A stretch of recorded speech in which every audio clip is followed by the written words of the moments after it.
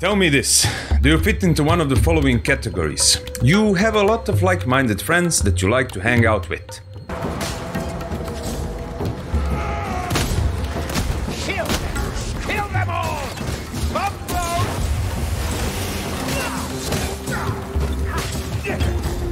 You don't have that many friends, but you are not afraid to meet new people. Down here!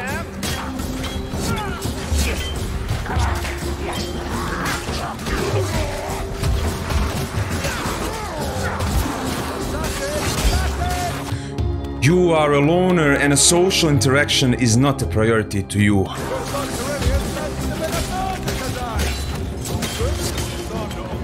You like to slay dozen upon dozen people-sized machine gun wielding rats, Papa Nurgle spawns of rampaging murderous chaos marauders?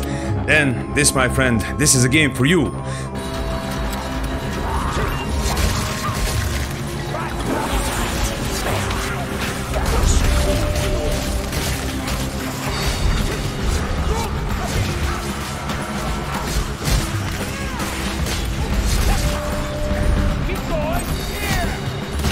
Welcome to Workin'man'sgaming channel. Please smash that like button like there's no tomorrow, and let's dive into the beautiful action-packed game that is Vermintide 2.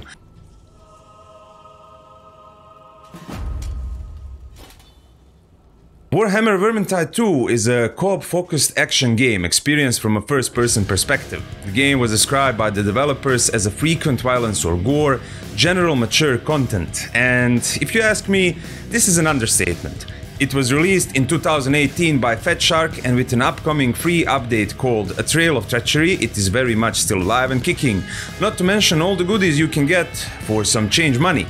The game is set in Warhammer fantasy universe during the early days of the end times. It follows the heroes of Ubersreich from the first game against the Skaven hordes of Clan Fester and their new allies, the Rotbloods, a chaos warband dedicated to Nurgle, the chaos god of disease and decay.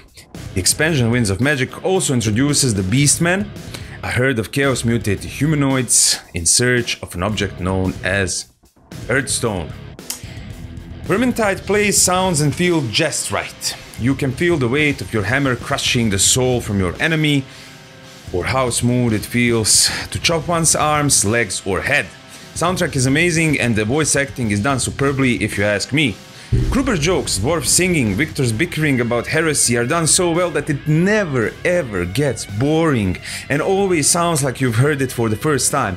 Not to mention that characters interact amongst themselves, and depending on your party composition, you will hear different interaction each time. It is a really nice touch and it adds up nicely to the immersion. Yeah. And last but not least, the visuals are just amazing even for the game that is 4 years old. Each character has 3 base careers. Each character has a progression career, meaning that the replayability goes through the roof. There's something I like to call vanilla career, that's the one that you start with. We have Kruber as mercenary, Bardin the singing dwarf as ranged veteran, Carillion as a way stalker. It's a lean, mean arrow killing machine. Victor as Witch Hunter Captain, I really love this guy, and last but not least, Crazy, as in I want to speak to your manager Crazy, Sienna the suicidal battle wizard. Then you have more tanky career, Carillion as a handmaiden, Bardin as an iron breaker, and on top of that, third career is a somewhat darker path career, so you can play Kruber as huntsman, Sienna as unchained, etc, etc, etc. Know that each character comes with a unique dialogue line, which is super nice if you ask me. Each character has a few passive abilities and one active ability which do different things for the team and that hero. So passive abilities are static bonuses to the character and sometimes for the whole team. Yeah. Active abilities have a cooldown between uses that varies by career. Different careers also have different equipment options, meaning that you can loot certain items whilst playing one career, only to use it when you switch to a different career. In addition to having different abilities and weapons, careers also have different hit points. So if you're playing on a hard difficulties, you need to take everything into consideration.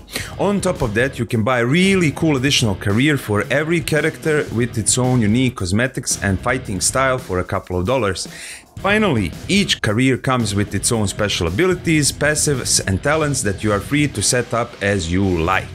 The main game has 13 missions divided into 3 acts, each with a final boss. This is done intentionally as 13 is a sacred number of Horned Rat, the Skaven god. After defeating the boss of each act, you can progress to the final mission. Missions can be played on 4 difficulties, with the Winds of Magic DLC adding the 5th. The free update, The Curse of Drachenfels, adds 3 missions. The first DLC, Shadow over Bogenhafen, adds 2 more. The second DLC, Back to the Ubersreich, adds another 3 with 1 more hidden, and the third DLC, Winds of Magic, adds 1 new mission. Finally, there is a random expedition mode where you play a series of encounters by voting for a different path. That could mean the difference between expedition success and a catastrophic failure, which is something that happens way too often.